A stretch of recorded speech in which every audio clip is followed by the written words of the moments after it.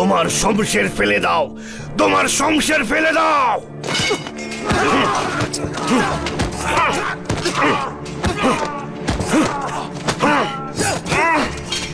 আঘাত করা বন্ধ করুন মালিক, ওকে বন্দি করে ফেলুন।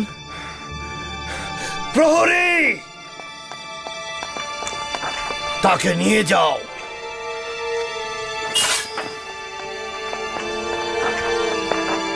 আলী জনাব, আমি হেকিমকে ডাকছি।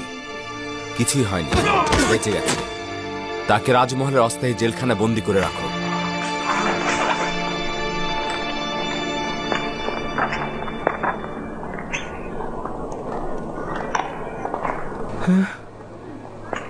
কি হয়েছে আলী জনাব? জনাব ইউজারশিপের উপর আক্রমণ হয়েছিল। এই রাজমহলে এসব কি হচ্ছে? তাদের হক রয়েছে, কেননা ইউজারশিপের বেঁচে থাকা তাদের বিনাশের কারণ হবে। কেন চোরাগোপ্তা হামলা করছে? পেছন থেকে হামলা করা তো কাপুরুষের কাজ। আজ্ঞামোহর খুবই চালাক লোক। তার ধারণা শুধুমাত্র ইউজারশিপকে হত্যা করলেই সে নাজাত পাবে। সৌভাগ্যবশত জখম গুরুতর নয়। কয়েক টুকরো কাতন ও গরম পানি নিয়ে এক্ষুনি আনছি জনাব।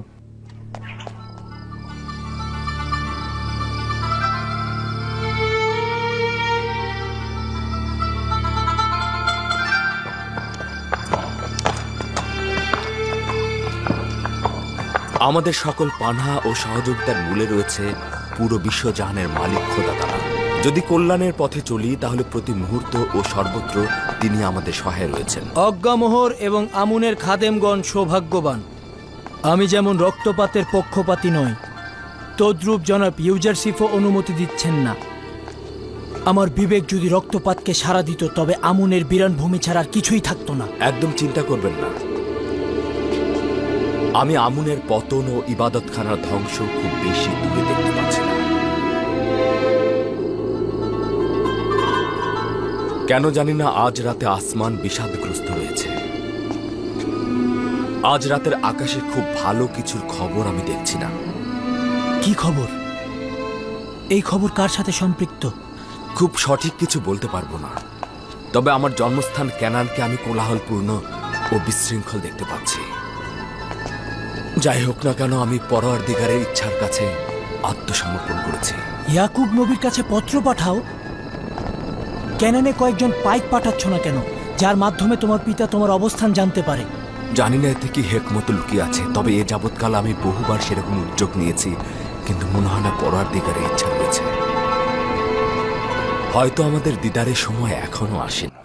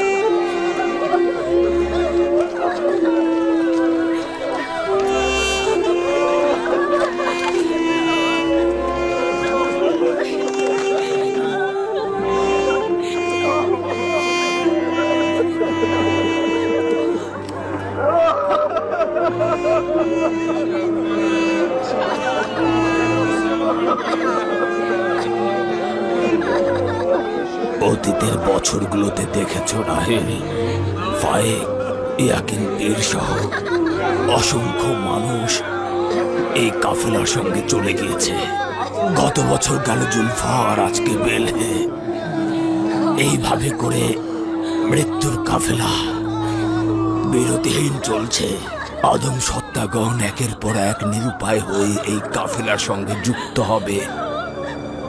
যদিও বেলহে ও জুলফা আমার সন্তানদের মধ্যে হিংসার বীজ বপন করেছিল, কিন্তু আমি যেগুলো ভুলে গিয়েছি সেগুলো একেবারে ভুলে গিয়েছি। আর খোদাবন্দের কাছে চাইছি তিনি যেন তাদের ক্ষমা করে দেন। আমি বেলহের মৃত্যুতে শোকাহত। আমি তাদের জন্য খোদা তাআলার কাছে ফরিয়াদ করছি। আমি তার রুহের মাগফিরাত কামনা করছি।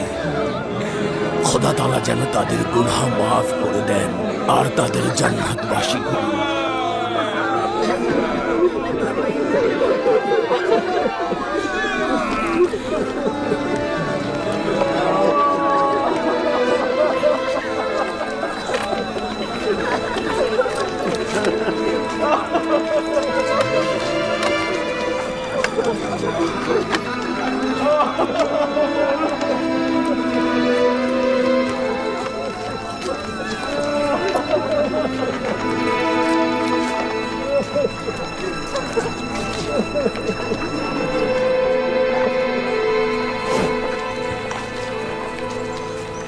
আমি এই রাজমহলে জিন্দেগি গড়তে পারবো না।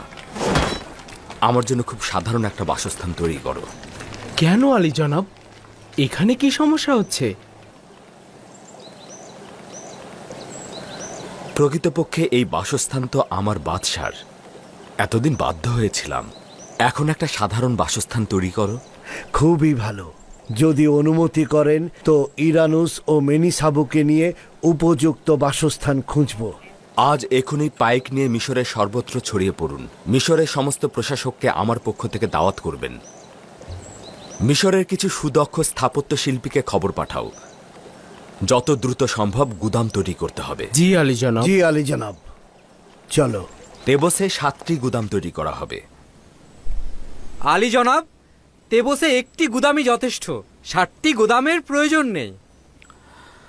প্রথমত, তেবস মিশরের রাজধানী। মিশরের অন্যান্য শহর এবং প্রতিবেশী রাষ্ট্র থেকে সবাই এই শহরেই আসে। এটা নিশ্চিত যে এই গুদামগুলোই আগামী 7 বছরের প্রতিটি সওয়ালের জবাব দেবে। আর দ্বিতীয়ত, গমগুলো শীষ সহকারে সংগ্রহ করতে হবে, সে কারণে বেশি গুদাম প্রয়োজন। শীর্ষসহ গম কিনলে তো অনেক জায়গার প্রয়োজন হবে। আমরা এক ঢিলে 2 পাখি মারব। জনগণের জন্য যেমন গম সংগ্রহ করব, তদ্রূপ পশু পাখির জন্য খড়কুটো সংগ্রহ করব। তাহলে তো মনে হচ্ছে গম সংরক্ষণের জন্য আমাদের আলাদা পাটাতন তৈরি করতে হবে। গুদামগুলো এমনভাবে তৈরি করতে হবে যেন জমিনের ভেজা ভাব ও আসমানের বৃষ্টি থেকে নিরাপদ থাকে। আর এইভাবে তৈরির জন্য জমিকে ভালোভাবে খনন করতে হবে এবং এই গর্তগুলো বড় ও দীর্ঘ আকারের হবে। এই গর্তগুলোর নিচের অংশ অত্যন্ত গুরুত্বপূর্ণ। এর নিচের অংশ হবে অত্যন্ত শক্ত এবং উপর থেকে নিচ পর্যন্ত চারিধার হবে সুরক্ষিত। প্রয়োজনে বড় পাথর দিয়ে গর্তগুলোকে ভালোভাবে ঢালাই করে দিতে হবে এবং এই গুদামগুলো মাটির নিচে পরস্পরের কিনারায় এই ঢালাইয়ের উপর শক্তভাবে নির্মিত হবে। বৃষ্টির থেকে বাঁচানোর জন্য গুদামের ছাদগুলোকে পরিপূর্ণভাবে ঢেকে দিতে হবে। না, একেবারে ঢেকে দিলে হবে না। ছাদগুলোকে আলগা রাখতে হবে, প্রয়োজনে যেন রোদের তাপ পায়। এবং প্রতিটি গুদামের উপরে একটি করে ছাদ নির্মাণ করতে হবে, যার সাহায্যে গমগুলোকে গুদামে ঢেলে দেওয়া যাবে। আলী জনাব, আমার মনে হয় এটা খুবই ভালো সিদ্ধান্ত। এতে গমগুলো ভালো থাকবে। প্রতিটি গোদামে 7টি করে স্তর থাকবে, যাতে প্রতি বছর আমরা গম সংগ্রহ করতে পারি।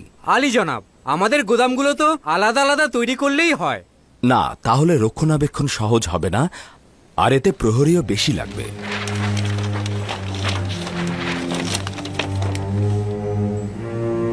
সম্মানিত প্রশাসনিকগণ, লক্ষ্য করুন, একই সময় গুদাম তৈরি, নহর তৈরি ও নীল নদের উপর বাঁধ নির্মাণ কাজ শুরু হবে, যেন নীল নদের পানি বিস্তীর্ণ এলাকায় সরবরাহ করা যায় এবং বিশাল এলাকা জুড়ে চাষাবাদ শুরু করা যায়।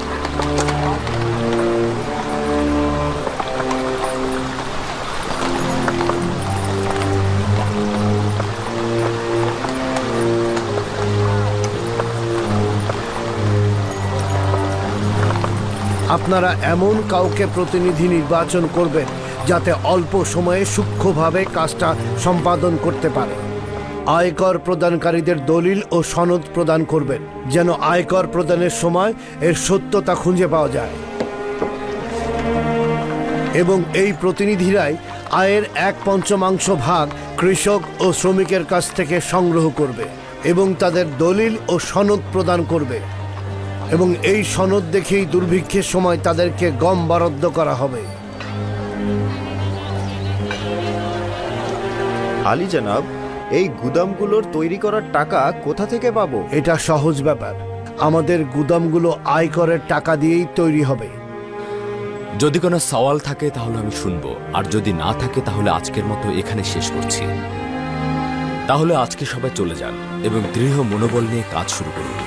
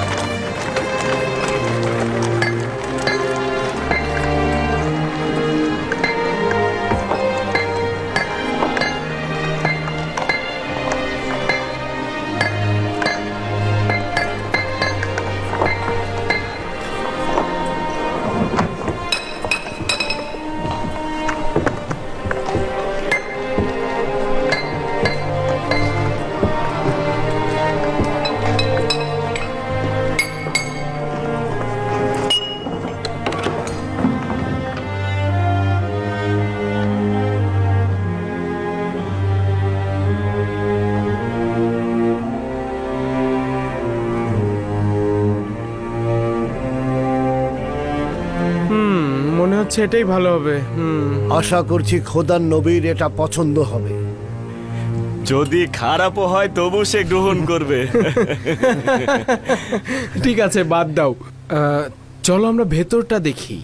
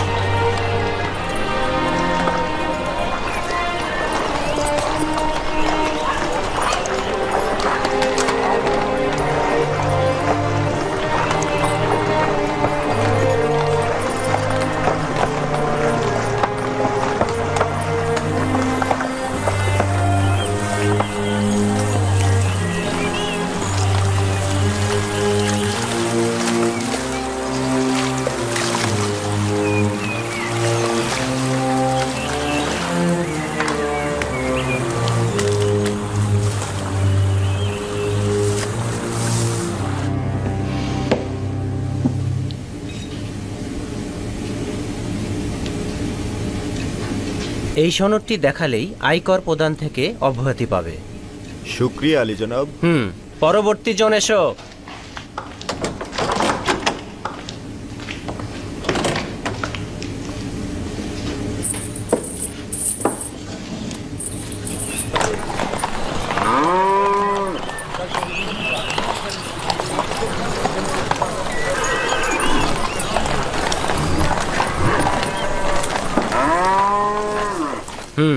এই আয়কর 3 বছরের।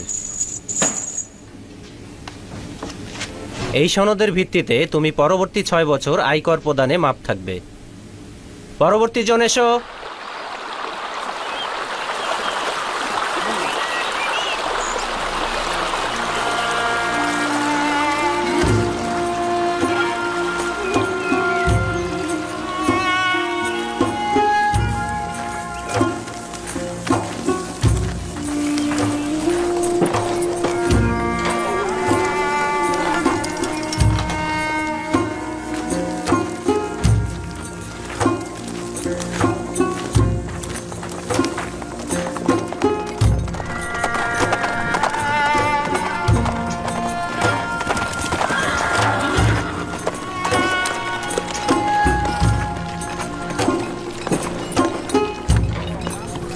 খোশ আমদের জনাবে মালিক। খোশ আমদের।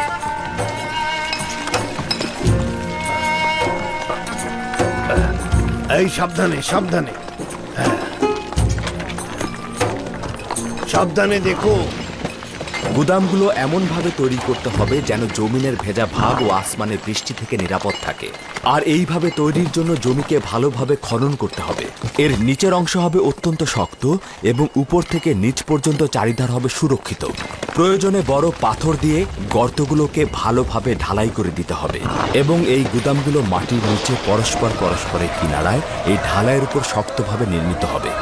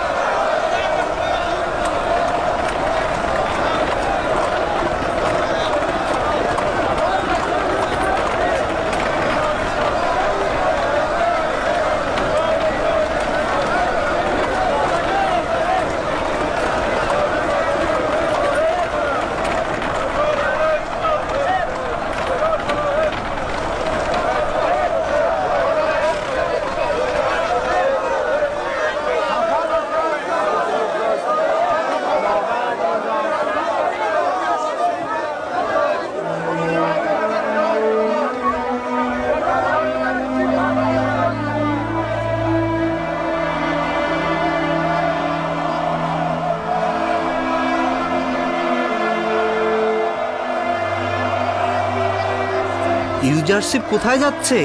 জনাব ইউজারশিপ কৃষিকাজ দেখাশোনা ও গুদাম তৈরির কাজে মেমফিস যাচ্ছে। তিনি সিদ্ধান্ত নিয়েছেন মিশরের সব শহর ঘুরে দেখবেন।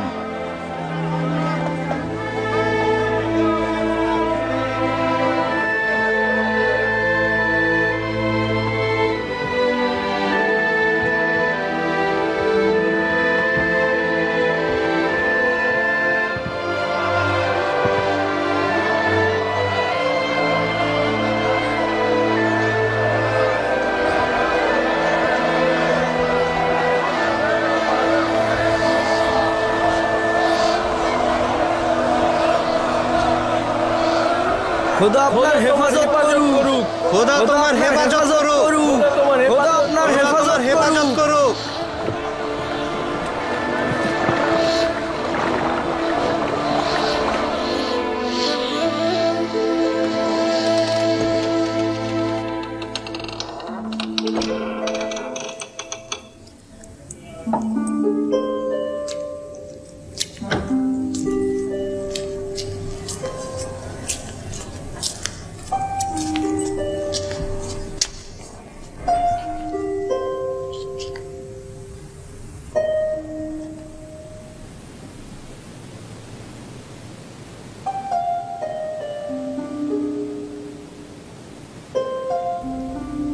আবার কি হলো? কি ঘটেছে?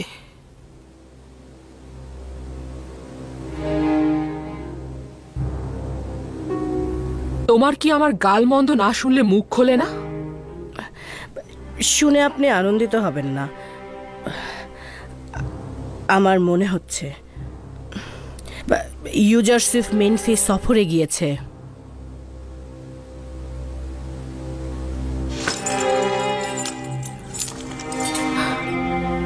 তোমার মাথার বন্ধনীটা শুধু সাপের মতোই দেখতে না, তোমার মুখের বিষাক্ত ছোবল সাপের থেকেও বেশি বিষাক্ত।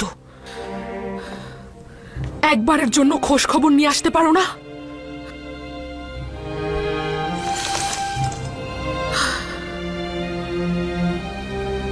কার কাছে শুনলে? তেবসের এক বাসিন্দা আমাকে বলেছে তাকে বন্দরে দেখেছে। যত দ্রুত সম্ভব যাচাই করে সঠিক খবর নিয়ে এসো। যাও।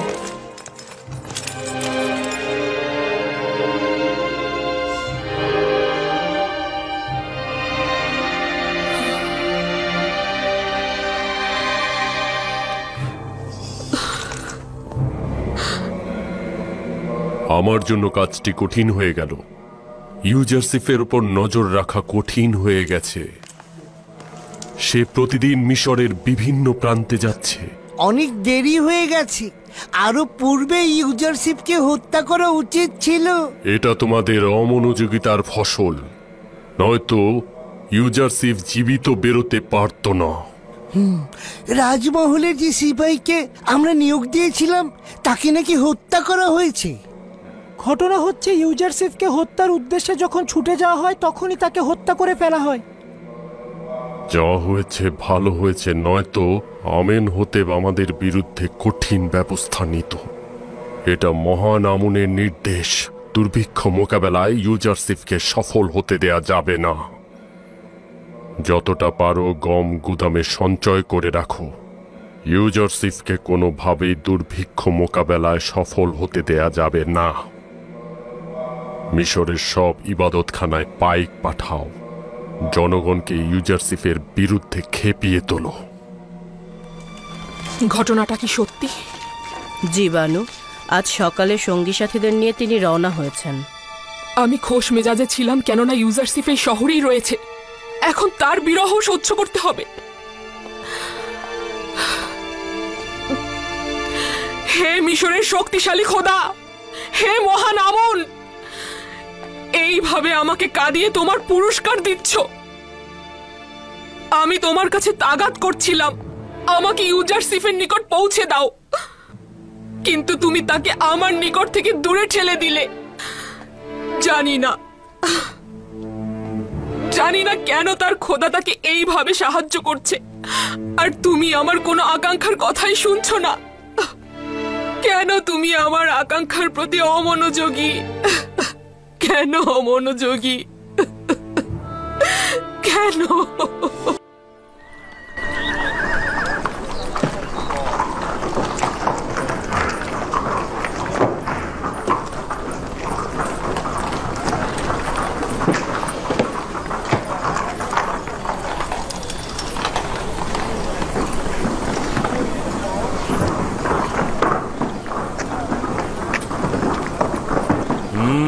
কত মা? আমার সঙ্গে কোনো কাজ রয়েছে? আয়কর দিতে যাচ্ছ বুঝি? হ্যাঁ। দুর্ভিক্ষ কোথায়? কেন এই মুদ্রাগুলো ওদেরকে দিচ্ছ? দুর্ভিক্ষ হলো কি হলো না এটা নিয়ে আমি মোটেও চিন্তিত নই। আমি 1 বছরের আয়কর দিয়ে 2 বছরের মৌকুফ পেতে চাই।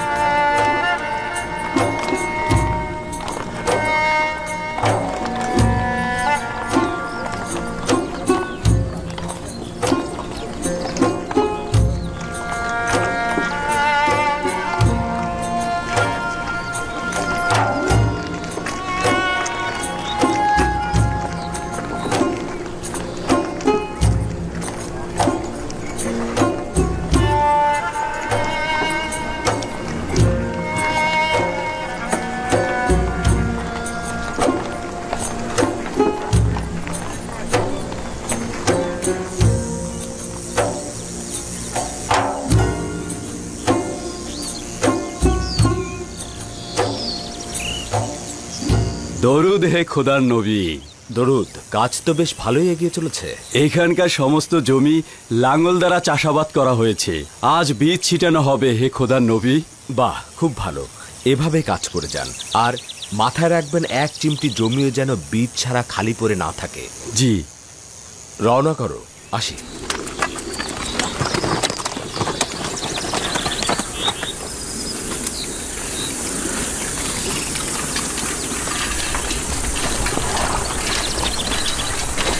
এত যে গুদাম তৈরি করছো, কত সংখ্যক গম সঞ্চয় করবে? মিশরের জনগণের 7 বছরের শীষসহ গম এখানে জমা হবে, কেননা মানুষের পাশাপাশি জীবজন্তুরও খাদ্যের প্রয়োজন হবে। ইউজারশিপ তো সবাইকে নিয়েই মজা করছে। গমের শীষসহ কেউ গম সংরক্ষণ করে নাকি? দূর, কি শুরু করেছো তোমরা? হ্যাঁ, কি শুরু করেছো?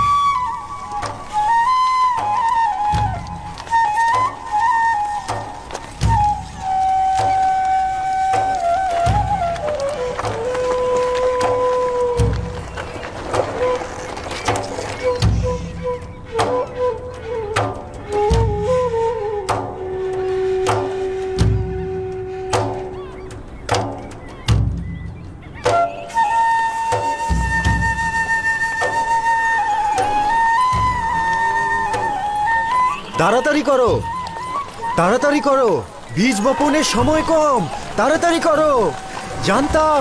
আমি জানতাম ইউজারশিপের ভবিষ্যৎবাণী সত্যি হবে। আমার বিশ্বাস ছিল ইউজারশিপের খোদা আমাদের উপর রহম করবেন, এটা আমি আগেই জানতাম।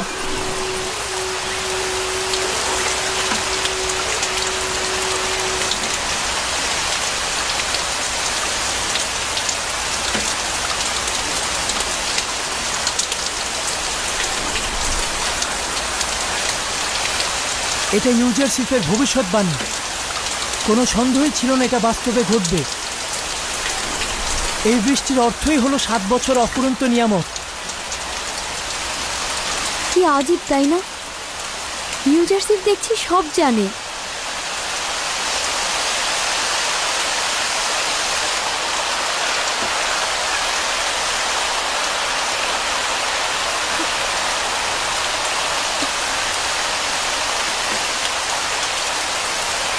ইউজারশিপ কি করে এতটা আত্মবিশ্বাসী হয়ে বলেছিল আমাদের মিশরে 7 বছর অফুরন্ত বৃষ্টি হবে?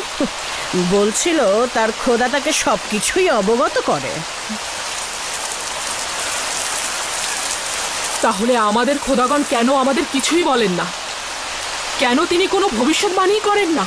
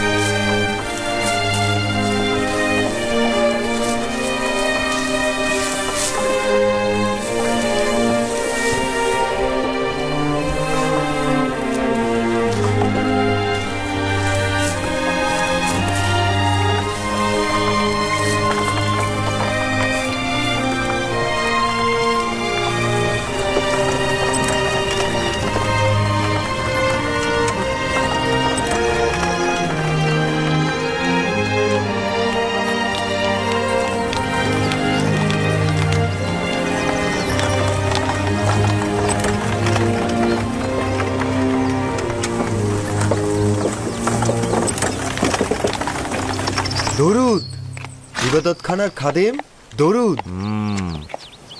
দরুদ তোমার উপরেও। নিজের গমগুলো অন্যকে দিতে যাচ্ছ? জি, দুর্ভিক্ষের জন্য জমা করতে যাচ্ছি। কোথা থেকে জানলে যে দুর্ভিক্ষের সময় ইউজারশিপের হুকুমতে এই গমগুলো তোমরা ফেরত পাবে? তা তো আমি বলতে পারি না, লোক বলল তাই যাচ্ছি। তুমি যদি গমগুলোকে নিজের হেফাজতে রাখতে তবে দুর্ভিক্ষের সময় নিজেই আরামে থাকতে পারতে। ইউজারশিপ ইনসান হিসেবে ভালো, আমি নিজেও তাকে বিশ্বাস করি। ইনসান সংকটের সময় নিজের আসল রূপ জাহির করে। এখন নিয়ামতের সময়কার ইউজারশিপ আর দুর্ভিক্ষের সময়কার ইউজারশিপের মধ্যে পার্থক্য তখন টের পাবে।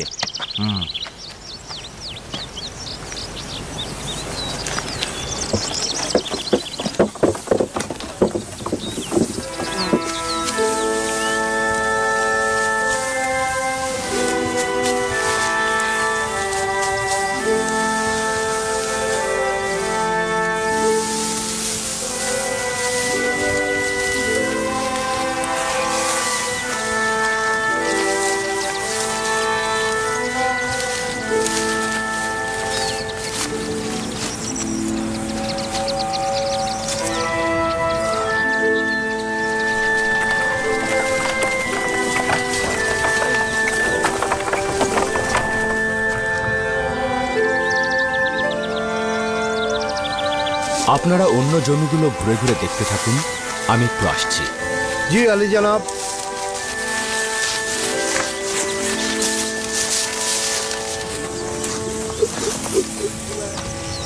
অপ্রত্যাশিত মেহমান কি চাইছেন না? খোশ আমদের, আপনি বসুন, আমরা খুশিই হব। খোদাবন্দের দরুদ আপনাদের উপর। এবছর ফসল কেমন হয়েছে? ভালো হয়েছে কি? ভালো বলতে এরকম ফসল তো আমি আমার জিন্দেগিতে দেখিনি। এমনকি আমার পূর্বপুরুষেরা এরকম ফসল কোনোদিন চিন্তাও করেনি। যতটা পরিশ্রম ও তালাশ করবেন, ফল ততটাই বেশি পাবেন। যতই ফসল কাটছে শেষ হচ্ছে না। এটা কৃষকের জন্য আশাব্যঞ্জক যে এবছর প্রচুর ফসল ফলবে। সবই আজিজে মিশরের দোয়া আর ইউজারশিপের খোদা আমাদের জমিগুলোকে উর্বর করে দিয়েছে। আমারও বিশ্বাস হচ্ছে এই সকল কাজ ইউজারশিপের খোদারই। তিনি আসলেই মেহেরবান।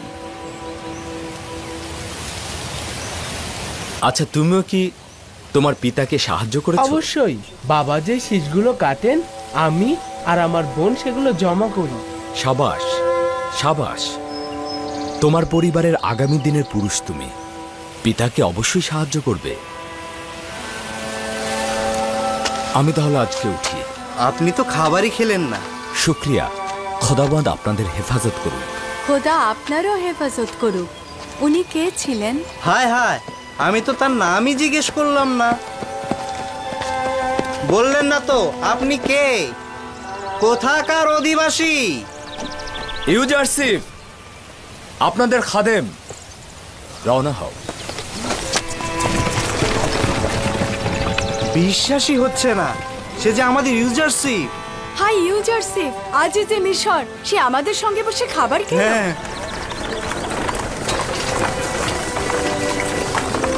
খোদা তোমার হেফাজত করুক, খোদা তোমার হেফাজত করুক।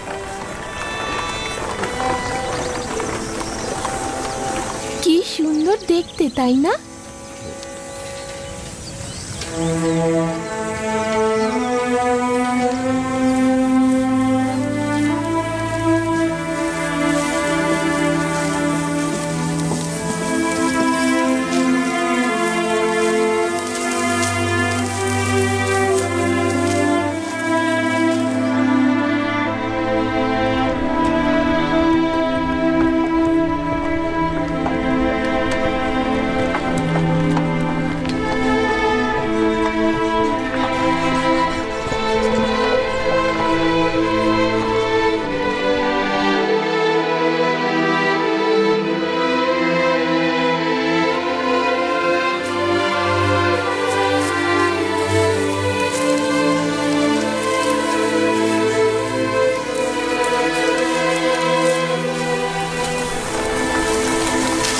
দরুদ আলী জনাব। এই জমিগুলোর ফসল কাটা শুরু হয়েছে। এদিকটার কাটা শেষ, আজ ওদিকটায় চলছে। খুব ভালো। একটি শীষও যেন বাকি না থাকে। সব শীষ কেটে ফেলবে, ঠিক আছে? জি জনাব। খোদাবন্দ তোমার সাহায্য। দরুদ আপনার উপর। রওনা হও।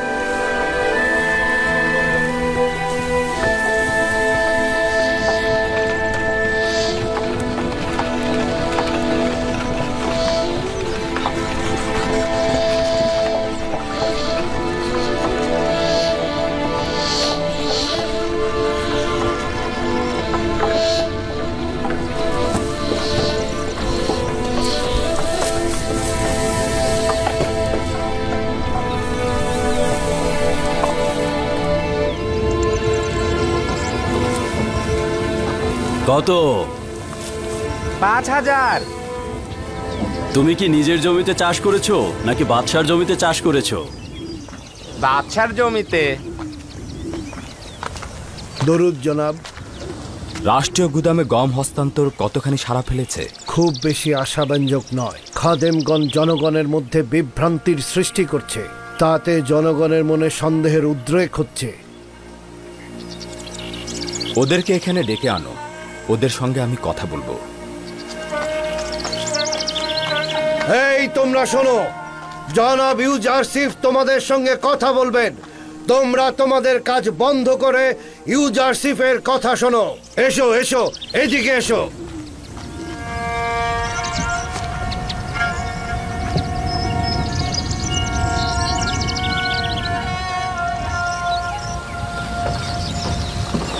আমি এখানে এসে জানলাম খাদেমরা চেষ্টা করছে জনগণ যেন রাষ্ট্রীয় গুদামে গম জমা না করে। যদি এটা হয়, আমার কিন্তু তাতে কোনো সমস্যা নেই। সবারই তাদের গমের ব্যাপারে হক রয়েছে। চাইলে আপনারা নিজেদের গম নিজেদের কাছে জমা রাখতে পারেন। তবে আমি পূর্বে যেটা বলেছি সেটা মনে করিয়ে দেবার জন্য আবার বলছি, আমরা দুর্ভিক্ষের সময় শুধু তাদেরকে এই গম দেব যারা এই সময়ে আমাদের কাছে গম জমা রাখবেন। মিশরের হুকুমতের কর্তব্য হচ্ছে যারা রাষ্ট্রের কাছে গম জমা রাখবেন তারা যে কোনো প্রয়োজনে যে কোনো মুহূর্তে রাষ্ট্রের কাছ থেকে গম উত্তোলন করতে পারবেন। কিন্তু কেউ যদি নিজেদের কাছে গম সংরক্ষণ করেন এবং কোনো কারণে যদি সেই গম নষ্ট হয়ে যায়, তাহলে পরবর্তীতে আমাদের কাছ থেকে গম পাবেন না। তাই আমি আপনাদের কাছে অনুরোধ করছি, আপনারা এই ভুলটি করবেন না। আপনারা রাষ্ট্রকে নিজেদের পরিবার মনে করে গম সেখানেই সংরক্ষণ করে রাখুন। এতে আপনাদেরই মঙ্গল।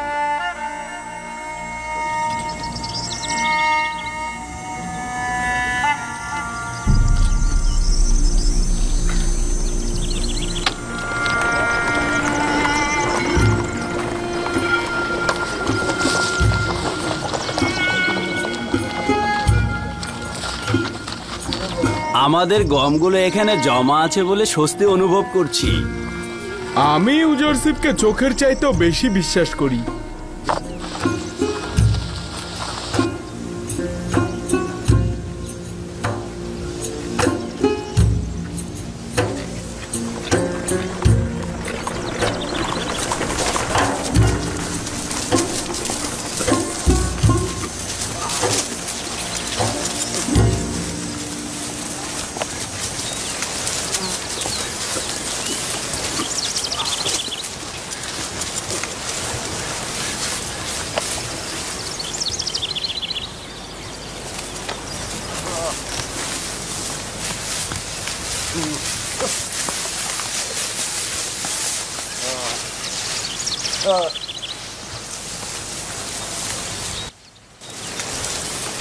গমগুলো তো শীর্ষসহ জমা রাখতে বলা হয়েছিল।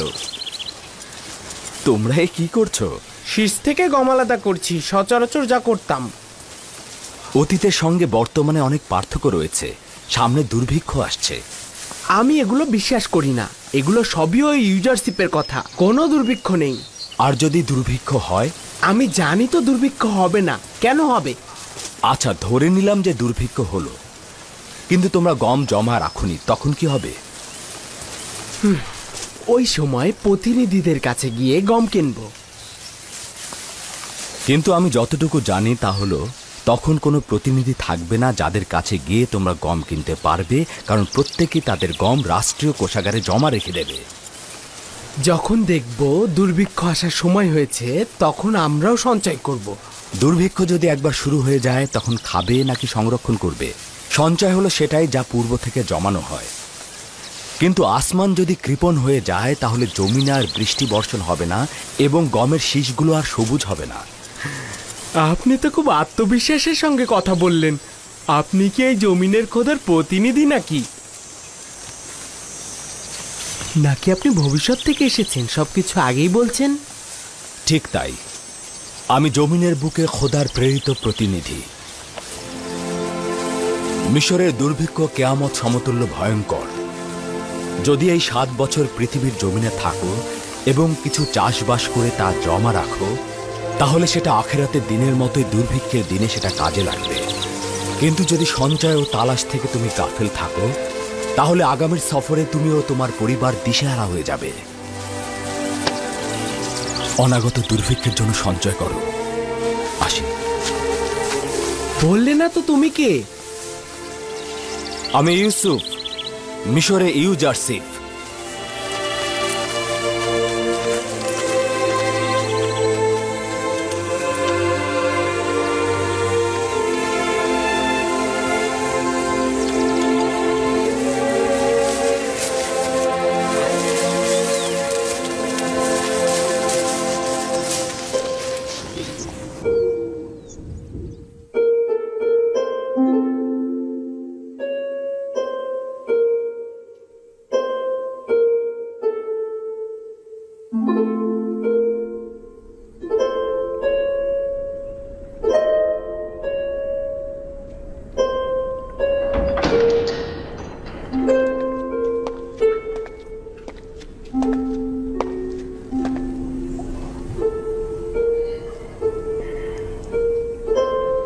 জুলেখা। রুদামন, তুমি আমার জন্য ইউজারশিপের কোনো খবর এনেছো? এক এক দিন এক এক শহরে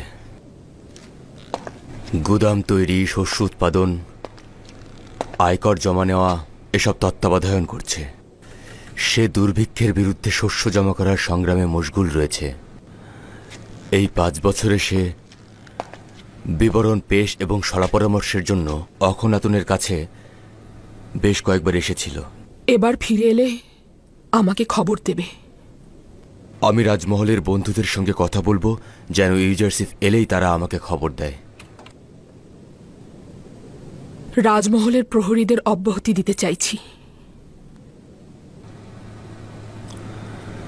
রাজমহলের প্রহরীদের বেতন কিছুদিন মুলতুবি রাখা ছিল। তুমি আমাদের রাজমহলের আমিন, সুপারের কাছ থেকে নিয়ে পরিশোধ করতে পারতে। রুদামন বানুর অনুমতি ছাড়া কোনো কাজে আঞ্জাম দেবে না। রাজমহলের সকল অধিবাসীদের বেতন পরিশোধ করে দাও। পুতিফারের মৃত্যুর পর এই রাজমহলের এত হেফাজত আর এত প্রহরীর কোনো দরকার নেই। সকলকে অব্যাহতি দিয়ে দাও। খুফু ও সুপারকে এখানে ডেকে নিয়ে এসো। কিন্তু বানু, রাজমহল প্রহরী ছাড়া নিরাপদ নয়। প্রহরী না থাকলে চুরির সম্ভাবনা রয়েছে। তুমি যেহেতু আছো, আমি নিরাপদ বোধ করছি। যদিও জানি কাজটি ঠিক হবে না এবং আমার একার পক্ষে কাজটি সম্ভব নয়, কিন্তু আপনার ফরমানের প্রতি আমি অনুগত।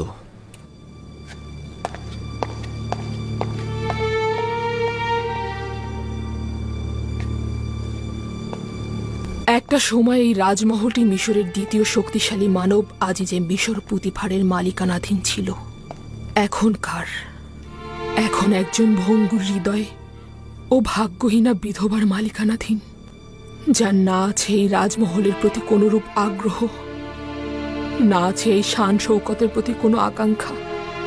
যদি আমার মনে ইউজারশিপের জন্য ভালোবাসার প্রদীপ না জ্বলত, তবে এই জিন্দিগির বন্ধন থেকে খালাস হয়ে যেতাম। অনুভব করছি আমার জিন্দিগিতে ইউজারশিপ ব্যতীত আর কিছুই অবশিষ্ট নেই।